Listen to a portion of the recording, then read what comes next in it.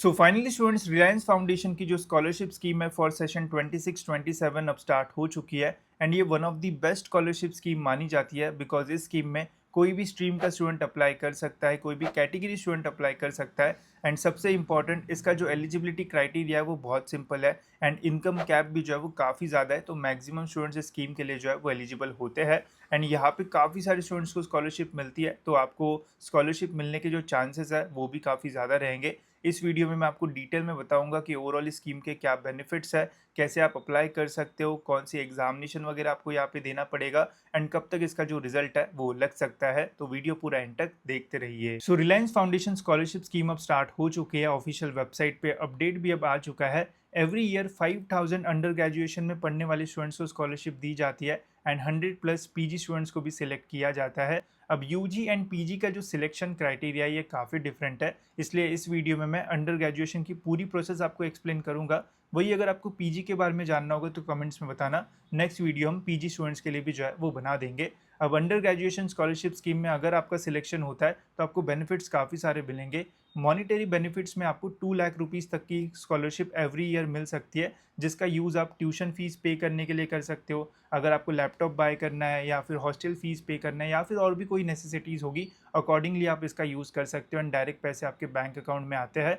वही आपको non monetary benefits भी मिलता है, लाइक आपको रिलायंस फाउंडेशन के एलमनाइज में ऐड किया जाता है। देन यहाँ पे रिलायंस के जो भी इवेंट्स होते हैं उसमें भी आपको इनवाइट किया जा सकता है, सॉफ्ट स्किल ट्रेनिंग यहाँ पे आपकी होती है एंड नेटवर्किंग करने के भी चांसेस आपको मिलता है। तो बेनिफिट्स जो है वो काफ़ी सारे हैं। सो अब हम एलिजिबिलिटी क्राइटेरिया देखते हैं ताकि आपको कोई भी कन्फ्यूजन ना हो एंड आप इजीली जो है वो इसके लिए अप्लाई कर पाओ। तो एलिजिबिलिटी क्राइटेरिया बहुत ही सिंपल है। आप जो है वो इंडियन सिटीजन रहना चाहते हो, 12th में आपके मिनिमम 60% या फिर उसके ऊपर रहना चाहिए, तो ही आप अप्लाई कर पाओगे। देन यहाँ पे जो है वो इन्होंने स्पेसिफिकली मेंशन किया है कि आप फर्स्ट ईयर के स्टूडेंट रहना चाहिए। अगर आपने इस साल एडमिशन लिया है 26-27 सेशन के लिए, तो ही आप अप्लाई कर सकते हो। कोई भी स्ट्रीम का यहाँ पे जो है वो इन्होंने कैप नहीं लगाया कि इंजीनियरिंग होगा तो ही आप अप्लाई कर सकते हो, ऐसा कुछ नहीं है। इंजीनियरिंग, फार्मेसी, बीबीए, बीसीए जो भी कोर्स है अंडर ग्रेजुएशन का, अगर आपने एडमिशन लिया है इस साल देन आप एलिजिबल हो एंड अप्लाई कर सकते हो। इनकम लिमिट है यहाँ पे 15 लाख से नीचे। अगर आपकी फैमिली का इनकम 15 लाख से नीचे है तो आप अप्लाई कर सकते हो। एंड बोला भी है कि अगर आपका इनकम 2.5 लाख से नीचे होगा तो प्रेफरेंस आपको दिया जाएगा। बट स्टिल लास्ट ईयर भी काफ़ी सारे ऐसे स्टूडेंट्स थे जिनका इनकम 7-8 लाख 10 लाख था, उन्हें भी स्कॉलरशिप मिली थी, तो आप अप्लाई कर सकते हो, आपको स्कॉलरशिप मिलने के चांसेस अच्छे रहेंगे। एंड उसके पीछे रीज़न ये है कि यहाँ पे आपका एक एप्टीट्यूड टेस्ट भी होगा। अगर आप एप्टीट्यूड टेस्ट में अच्छा स्कोर करते हो तो स्कॉलरशिप मिलने के चांसेस भी जो है वो काफ़ी ज़्यादा रहेंगे। तो इसलिए यहाँ पे इनकम का लिमिट भी अच्छा खासा है, तो आप एलिजिबल रहोगे एंड टेस्ट में बढ़िया स्कोर करोगे तो देन ईजिली आपको स्कॉलरशिप मिल सकती है। टेस्ट कैसी होगी वो भी मैं आपको बताता हूँ। साथ ही में इन्होंने ये भी बताया कि कौन से स्टूडेंट्स एलिजिबल नहीं है। लाइक सपोज अभी अगर आप सेकेंड ईयर थर्ड ईयर में हो तो आप अप्लाई नहीं कर सकते हो। डायरेक्ट सेकेंड ईयर स्टूडेंट्स जो एडमिशन लेते हैं डायरेक्ट सेकेंड ईयर इंजीनियरिंग में, वो भी यहाँ पे एलिजिबल नहीं रहेंगे। अगर आपका कोर्स ऑनलाइन है, हाइब्रिड है, रिमोट है या फिर डिस्टेंस लर्निंग कर रहे हो तो देन आप एलिजिबल नहीं हो। नॉर्मल स्टूडेंट्स एलिजिबल रहेंगे जो कॉलेज में जाते हैं फर्स्ट ईयर में। देन यहाँ पे अगर आपने 10th के बाद डिप्लोमा किया है तो भी आप एलिजिबल नहीं रहोगे। वही अगर आपका कोर्स 2 साल या फिर 6 साल का है तो आप एलिजिबल नहीं रहोगे। मिनिमम 3 साल का कोर्स रहना चाहिए, 4 साल या फिर 5 साल का कोर्स है तो आप इसमें जो है वो अप्लाई कर सकते हो। साथ ही में इन्होंने ये भी बोला है कि अगर आप एप्टीट्यूड टेस्ट देने वाले हो तो उस टाइम अगर आप चीटिंग करते हुए पकड़े गए तो देन आपकी जो स्कॉलरशिप स्कीम है वो कैंसिल हो सकती है, तो इसका ध्यान रखना। तो मैक्सिमम स्टूडेंट्स एलिजिबल रहेंगे जो भी फर्स्ट ईयर में जिन्होंने एडमिशन लिया है। बाकी इनकम का लिमिट भी जो है वो काफ़ी बड़ा है, तो ईजिली आप एलिजिबल जो है वो रहोगे। अब सिलेक्शन प्रोसेस एंड कैसा ये प्रोसेस है वो मैं आपको एक्सप्लेन करता हूँ। तो टोटल 4 स्टेप्स होती है। पहली स्टेप होती है दोस्तों एप्लीकेशन फॉर्म।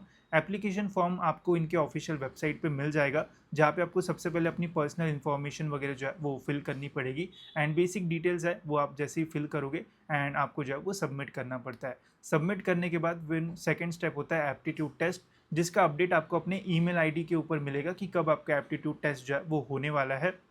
एप्टीट्यूड टेस्ट का जो सिलेबस है वो भी सिंपल होता है। कैसे सिलेबस होता है वो मैं आपको बताता हूँ। 60 मिनट्स आपको दिए जाते हैं एंड 60 क्वेश्चंस आपको सॉल्व करना होता है। स्पेसिफिक सिलेबस क्वेश्चंस कैसे आते हैं वो मैं आपको आगे दिखाता हूँ। देन टेस्ट देने के बाद आपका इनिशियल सिलेक्शन होता है एंड फिर कुछ टाइम के बाद जो रिजल्ट है वो अनाउंस होता है। ऑलमोस्ट दिसंबर या फिर 2027 के जनवरी मंथ के आसपास जो रिजल्ट है वो लगता है, जिससे आपको पता चलेगा कि आपको जो स्कॉलरशिप है वो मिली है या फिर नहीं। तो ऐसे टोटल 4 स्टेप होते हैं, जिसमें फर्स्ट स्टेप होता है हमारा एप्लीकेशन फॉर्म का। एप्लीकेशन फॉर्म फिल करने के लिए यहाँ पे आपको वेबसाइट पे ही क्लिक हियर टू अप्लाई का ऑप्शन मिलेगा। जैसे ही आप इसके ऊपर क्लिक करोगे तो ऐसा फॉर्म ओपन होता है। तो यहाँ पे आपको बस अपनी बेसिक डिटेल्स जो है वो अपलोड करना है। डॉक्यूमेंट्स में आपको 10th 12th की मार्कशीट्स, इनकम प्रूफ के लिए इनकम सर्टिफिकेट एंड ऐसे बेसिक डॉक्यूमेंट्स लगते हैं। एंड ये सारी डिटेल्स कहाँ पे लिखी है वो भी मैं आपको बताता हूँ। तो सबसे पहले आप ये फॉर्म जो है वो ज़रूर भर देना, ट्राई करना 15 सितंबर के पहले अपना ये फॉर्म जो है वो भर दो, ताकि कोई भी डिले ना हो एंड आपसे ये स्कॉलरशिप जो है वो मिस ना हो। अब हम देखते हैं कि जो एप्टीट्यूड टेस्ट होती है उसका जो सिलेबस है वो क्या होता है, एंड फिर हम डॉक्यूमेंट्स के बारे में जो है वो बात करेंगे। तो सिलेबस जो है वो सिंपल है। 60 मार्क्स का आपका ऑनलाइन पेपर होता है जो कि आप घर बैठे दे सकते हो, एंड टेस्ट देने के लिए कोई भी फीस भी आपको पे नहीं करना है। तो टोटल 3 सेक्शन होंगे। पहला होता है वर्बल एबिलिटी, जिसके 20 क्वेश्चंस होंगे।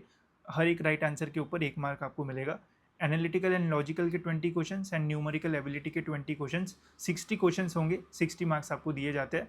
अगर आपको फिजिकली कोई डिसेबिलिटी है तो एक्स्ट्रा 30 मिनट्स आपको दिए जाएंगे, जिससे आपके 90 मिनट्स का पेपर होगा। वही अगर आपको कोई भी प्रॉब्लम नहीं है तो 60 मिनट्स का ही आपका जो पेपर है वो होगा। घर पे ऑनलाइन आप ये एग्जामिनेशन दे सकते हो, एंड अगर आपको अच्छा स्कोर है तो आपका सिलेक्शन होने के चांसेस भी जो है वो काफ़ी ज़्यादा रहेंगे। साथ ही में अगर आपको देखना है कि कैसे पेपर होता है तो इन्होंने एक सैम्पल क्वेश्चन पेपर भी दिया है, जिसमें आप देख सकते हो कुछ इस टाइप के क्वेश्चंस आपको जो है वो पूछे जा सकते हैं। Questions easy to moderate level पे ही होते हैं।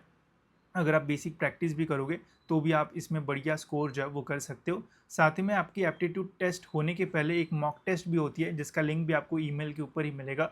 वो टेस्ट देने के बाद फिर जब आप टेस्ट दोगे तो और भी ईजी आपके लिए जो है वो हो जाएगा। तो हमेशा जब भी आप इसमें अप्लाई करोगे तो अपना ईमेल जो है वो चेक करते रहना, उससे आपको सारी इन्फॉर्मेशन जो है वो मिलती रहेगी। साथ ही में आपको इनके ऑफिशियल वेबसाइट के ऊपर ही एक FAQ का जो सेक्शन है वो मिलेगा। तो इसके ऊपर जैसे ही आप क्लिक करोगे तो यहाँ पे आपको सारी इन्फॉर्मेशन मिल जाएगी, लाइक कौन से डॉक्यूमेंट्स आपको लगते हैं, कैसा सिलेबस है, देन बैंक डिटेल्स अगर आपको डालना है तो कौन सी डालना है। तो सारी इन्फॉर्मेशन यहाँ पे दे रखी है, ताकि आपको कोई भी प्रॉब्लम जो है वो नहीं आएगा।